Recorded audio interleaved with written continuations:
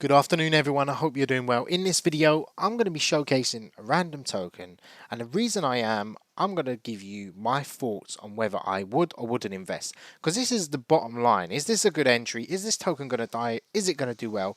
I'm going to show you a few things that I would check and look at. There's going to be about 4 things.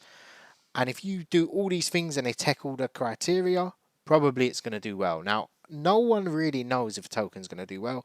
This could literally just drop, or it could just shoot up. It's literally going to do either of the two.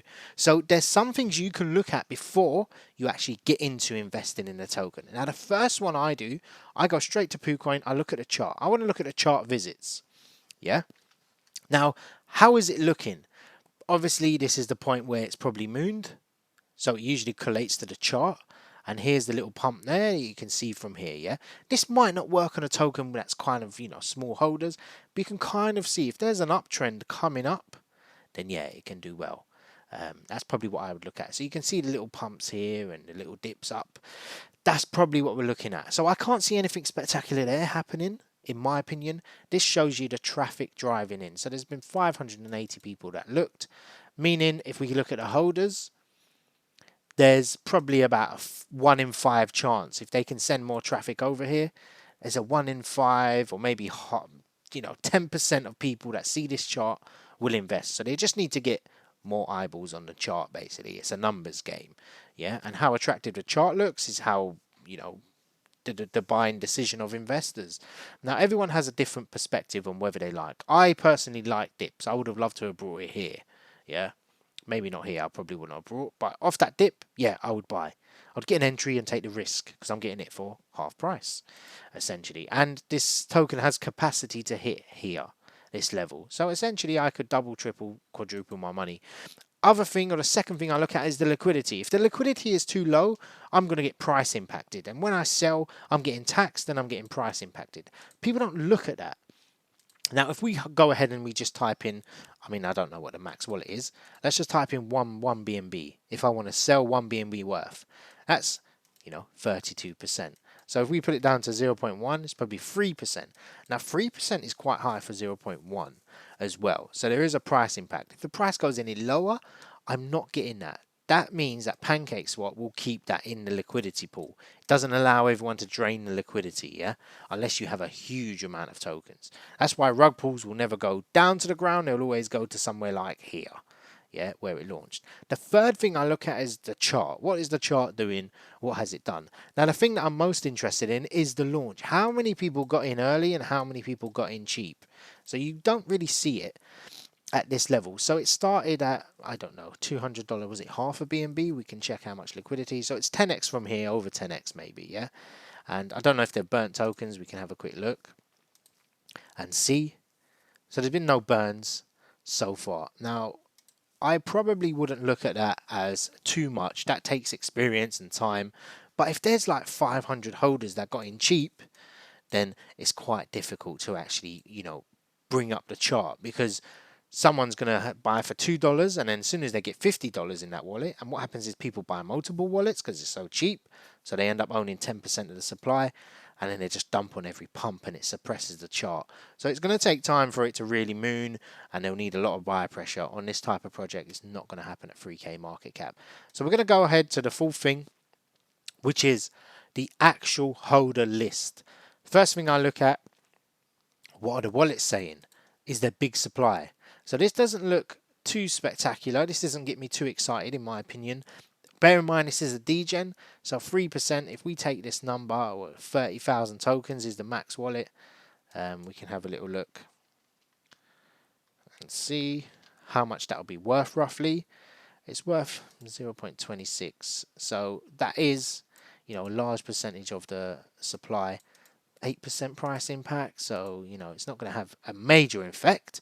But if 2 or 3 of these wallets unload, believe me, it'll bring the chart to about here, yeah, or about here, I would say, which can somehow mean, probably some of these sales here were the big ones. So bear in mind, I'm not too excited. I like to see less than 1%, but 3% is the top level I would put up with, in my opinion.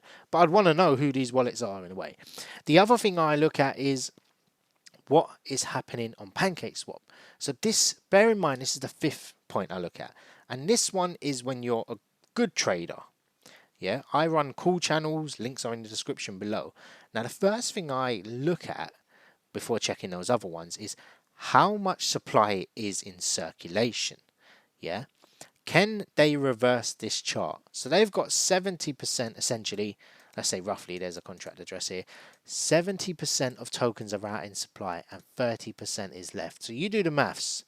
They would need to bring in 70%, well, double, yeah, over double the buy pressure to stop the sell pressure from happening, and that needs to be a constant flow, which is hard to do.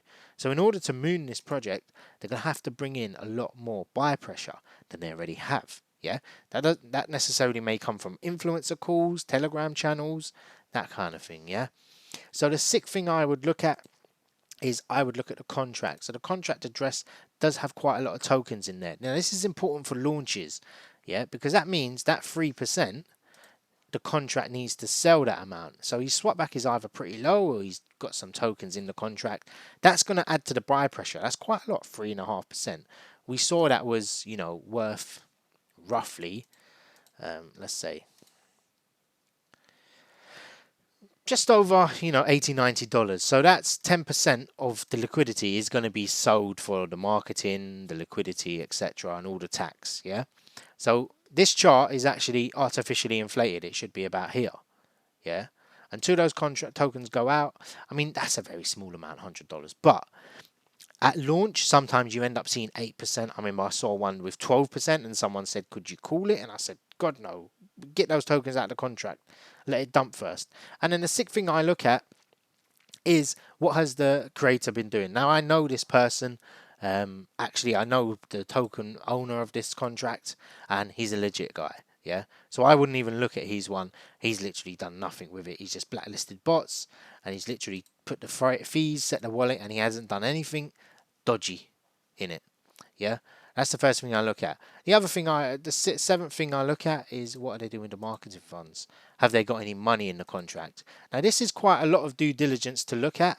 But what has he been doing? What has he been spending? So he's looked at, you know, he spent, I don't know if that was to pay a fee or whatnot or swap, but he spent on the marketing. You know, these look like calls he's paid for, possibly, maybe this one, maybe not, I don't know, or buybacks possibly, but there's not much in the marketing fund. I don't know if he's got it in another address or whatnot, but I'll have to check all the contracts. So that's like 7 things I really look at when I making a buying decision or call decision, and it takes time. Some people say, "Oh, would you call this?" I say, "Give me 20 minutes. I'll have a look at it, and I'll see if it's worth calling." And it is just a case of knowing the market. I would say the 8th one is, you know, the bonus one is knowing what the market is like. We see projects like these dying all the time, or they either moonshot. It's make or break. And would I buy this token? Probably not. Simply because the price impact is a bit high for me, and I would like to buy a lot of the supply. And it looks very costly, and I'll probably get price impacted, and it doesn't look like it can take any sustained growth. It seems to be dumping off, but that was quite a long time. That was quite a long. That was probably like, oh, we've dipped, let's all rally round and go together, and then it's just like the sell-off, and the pump's getting weaker and weaker, and I think it will eventually just fizzle out within the next 6 to 12 hours. But yeah, I hope you enjoyed this video and found some use in it. I could be wrong. If my next follow-up video could be this was a next, you know, $1 million project, I could be wrong, and a lot of people are wrong a lot of the time. Take care, and hope you enjoyed the video.